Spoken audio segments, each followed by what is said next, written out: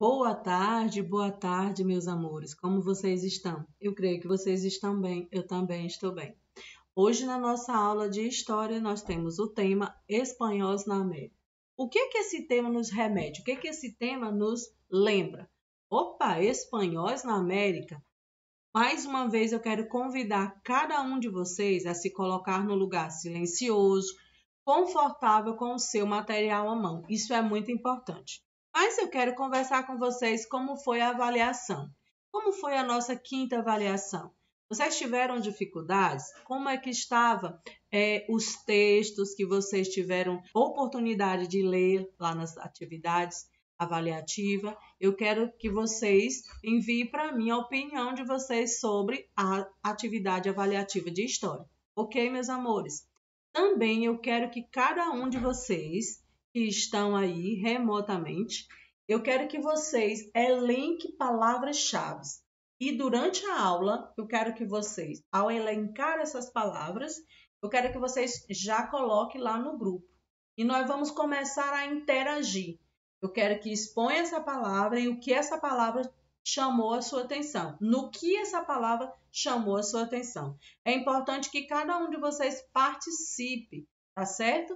Dessa, vamos dizer assim, dessa representação do texto através de palavras-chave. Quais foram as palavras que te chamou a atenção? Quais aquelas que você nunca nem tinha lido aquela palavra e aí você passou a conhecer estudando o texto? Isso é importante, tá certo? Quero convidar vocês a visualizar a capa de abertura. Olha só. E aqui nós vemos com certeza, né? Espanhóis já com arma, né? Arcos e vamos dizer assim, armas bem rústicas. E nós vamos ver e compreender o que tem essa capa a ver com o nosso conteúdo. Vamos lá? A chegada dos europeus à América marcou o início de uma série de transformações na vida de milhões de pessoas e na história dos dois continentes. Olha só, as terras encontradas pelos espanhóis no outro lado do Oceano Atlântico tinham riqueza que lhes despertaram grande interesse. Porém, para se estabelecer nelas, os espanhóis tiveram de enfrentar as civilizações que já viviam lá. E olha só, essa história de conquista de território nos chama muita atenção, porque nós vamos perceber que os espanhóis eles têm um nível, vamos dizer, militar imensurável a alguns povos que eles já encontraram na América. E isso já traz a eles vantagem, por conta desse nível de estratégia militar que eles já tinham e as outras civilizações que foram encontradas não tinham. Elas não tinham noção, vamos dizer assim, de guerra de conquista, de que estariam ou estava acontecendo ali a conquista do seu território. Isso vai chamar a atenção da forma como os espanhóis foram, vamos dizer assim, anexando esses territórios como seus, cuidando ou tomando ou tirando esse território dessas civilizações. Nós vamos conhecer o contexto e como foi essa colonização, tá certo? Então vamos lá. Nós temos aqui duas perguntas que também eu quero ouvir de vocês a resposta. Identifique na imagem quem são os europeus e quem são os nativos. Isso é muito fácil, não é? Nós vamos observar aí que os nativos, as armas que eles estavam em punho, você observa que são rústicas, de maneira que a desvantagem é visível, certo? Vamos para a segunda. Como você imagina que foram os primeiros contatos entre europeus e nativos? Ah, isso aí eu quero ouvir de vocês. Essa resposta com certeza eu quero ouvir de vocês. Eu acredito que deve ter sido conflituoso, né? Você observar pessoas com armas e falando em uma língua que você não compreende. Isso é muito estranho. O nascimento do novo mundo. Olha só. Como teria sido o primeiro contato entre os nativos americanos e os europeus?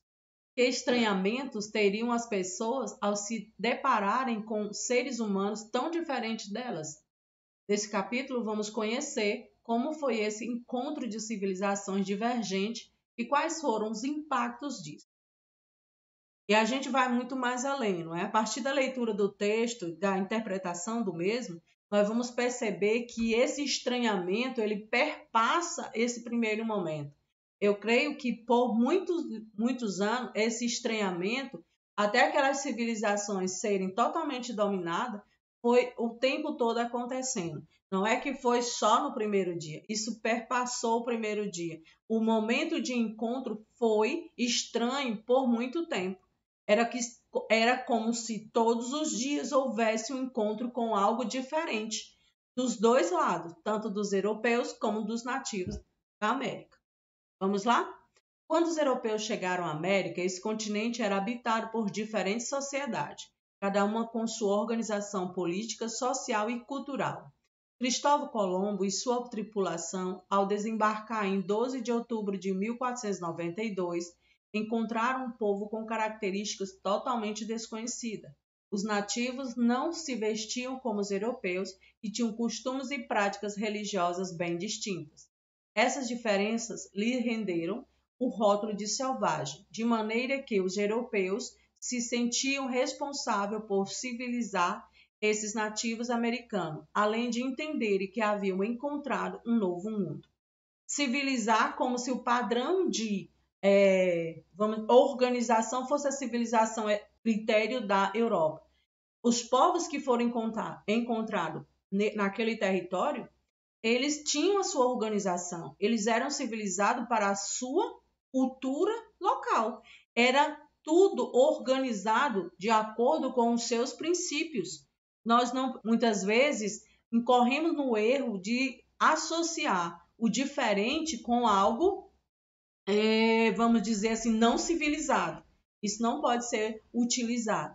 Mas o texto nos coloca dessa maneira, que ao perceber que os nativos não tinham comportamento igual ao dos europeus, eles se sentiram na obrigação de civilizar aquelas pessoas, sendo que aquelas pessoas eram civilizadas para os seus padrões, para a sua cultura, para a sua organização social, política e econômica. Ok, meus amores? Vamos lá para o conceito de novo mundo. Após a chegada de colono, à América, o termo novo mundo passou a ser usado pelos europeus para denominar as terras que eles não conheciam até então. Naquela época, os europeus conheciam somente a Europa e parte da África e da Ásia. Vamos lá. As imagens nos chamam a atenção, não é? O encontro entre dois mundos, europeus e americanos, ou nativos.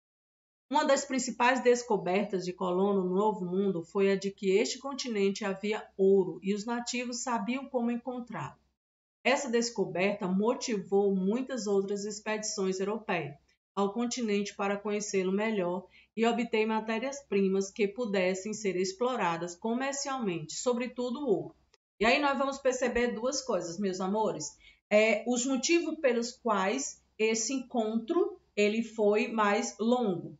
Primeiramente, eles encontraram terra que eles não conheciam e perceberam que naquelas terras que eles estavam chegando, eles tinham ouro. Mas o conceito de valor para o nativo não era o mesmo conceito de valor para os europeus. O nativo sabia que tinha ouro, mas aquilo não tinha importância para ele. Na cabeça dele, a mentalidade não era importante, quanto que a importância era maior para os europeus.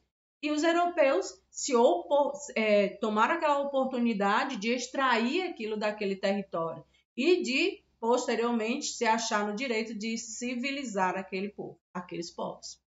Essa descoberta motivou outras expedições europeias. Como eu já falei, o estranhamento do encontro continuou a cada momento, que eles tinham interesses ali.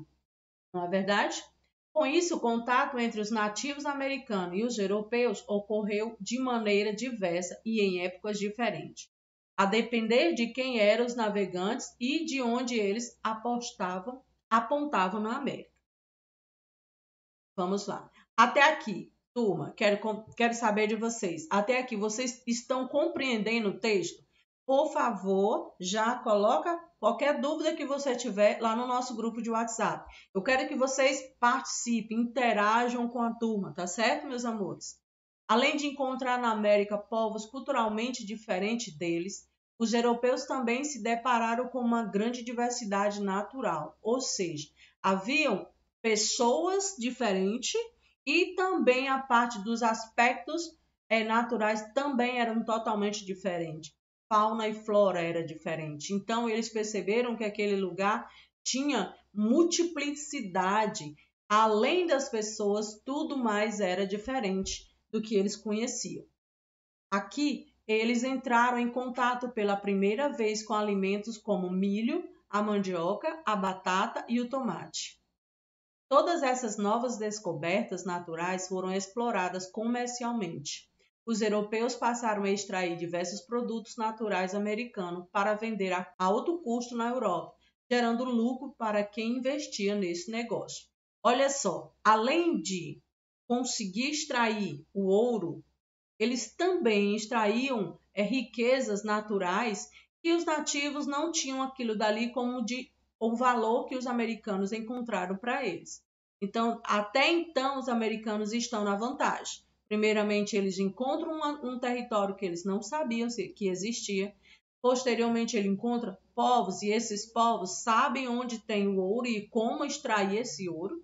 E também eles encontram riquezas naturais e também vão pegar essa oportunidade e vão produzir riqueza, vendendo esses produtos naturais a altos custos, isso trazendo riqueza para eles.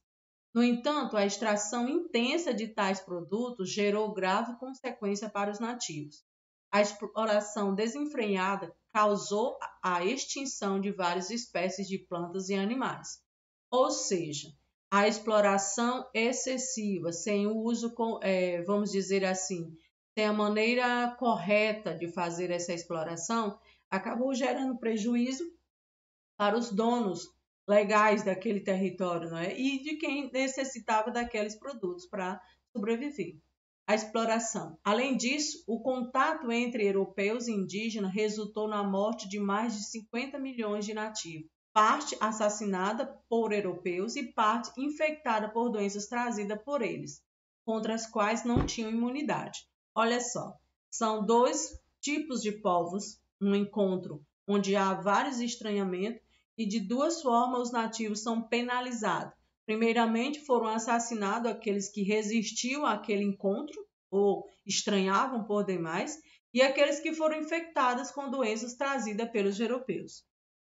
Das duas maneiras, os nativos foram os que sofreram as consequências negativas desse encontro. Por que o contato entre americanos e europeus foi mais nocivo para os nativos? Aí eu quero ouvir a resposta de vocês, tá certo? Destruição do Império Azteca. Hoje nós vamos estudar até esse tema. Posteriormente nós continuaremos, tá certo? Então vamos lá. No início do século XVI, diversos governos europeus enviaram expedições para a América.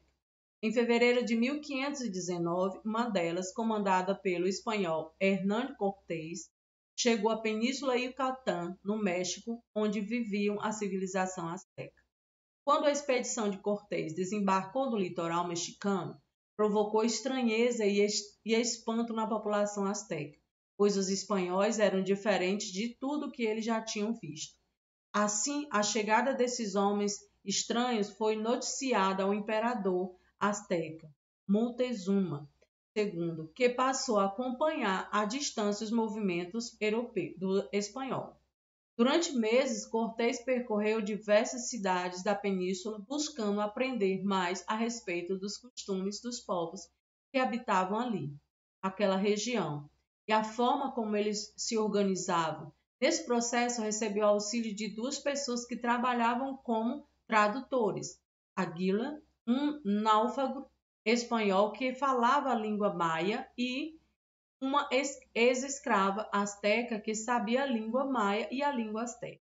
Ou seja, os espanhóis chegam ao território do México, encontram uma civilização organizada, com uma estrutura social, política, econômica, toda montada, porém era um povo que perceberam, estranharam a chegada daqueles povos tão diferentes, mas se mantiveram calmos, tranquilos. Eles não resistiram, não houve um embate no primeiro contato. E isso fez com que o colono, com que o europeu ganhasse tempo.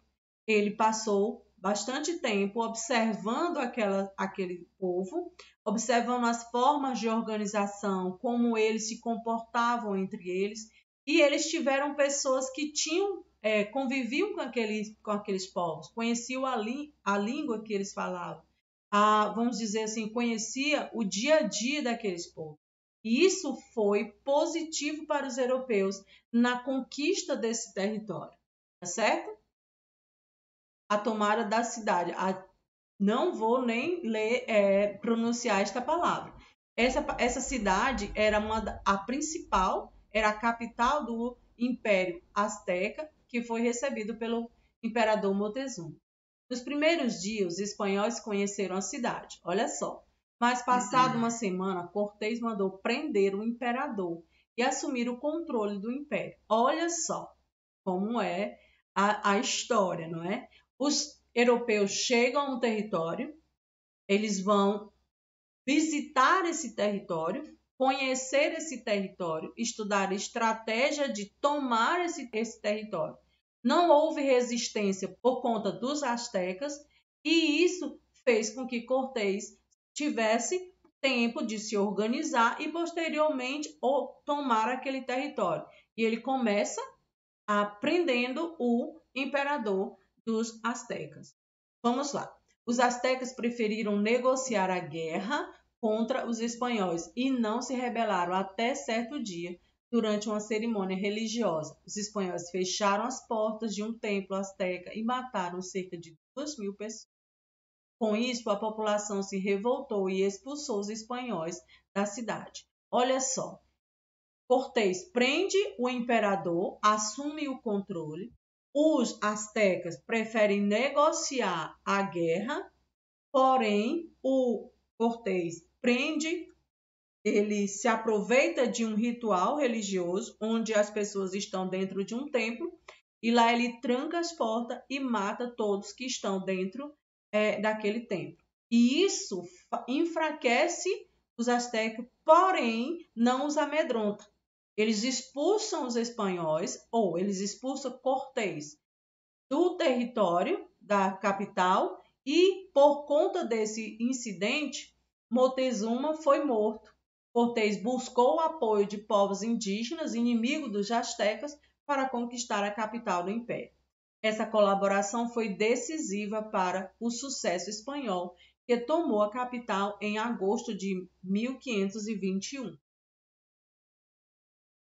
O comércio na capital, na época da chegada dos europeus. Como era o comércio?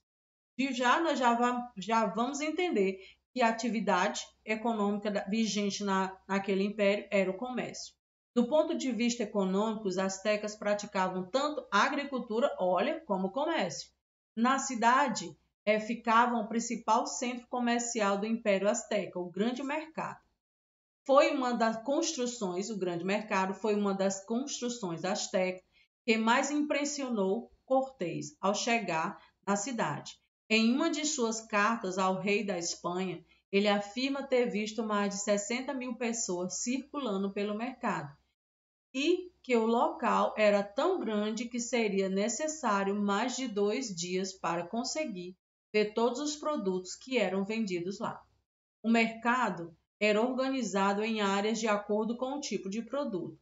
Lá podia ser encontrado tanto alimentos como cacau, mel e sal, como objetos de ouro e de prata, pedras preciosas, pérolas, pruma e vestimentas de algodão, tapetes, outros produtos artesanais e até animais. Parte dos produtos vendidos no mercado havia chegado à capital em forma de tributo. Ou seja, houve um conflito e aí ambos os comandantes daqueles conflitos subjugaram aquele povo passou a pagar tributo para os comandantes astecas. Esses tributos eles eram levados para serem vendidos no mercado. Mas boa parte deles chegavam por meio dos mercadores. Haviam também aqueles que traziam suas mercadorias para serem vendidas no mercado.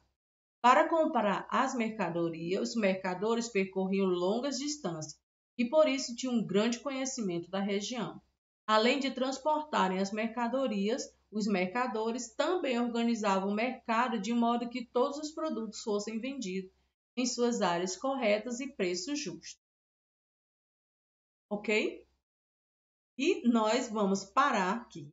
E eu eu quero convidar vocês a partir daqui fazer uma leitura do texto para que na próxima aula a gente possa discutir esse texto com mais propriedade. Ok, meus amores? Espero que vocês tenham compreendido até então.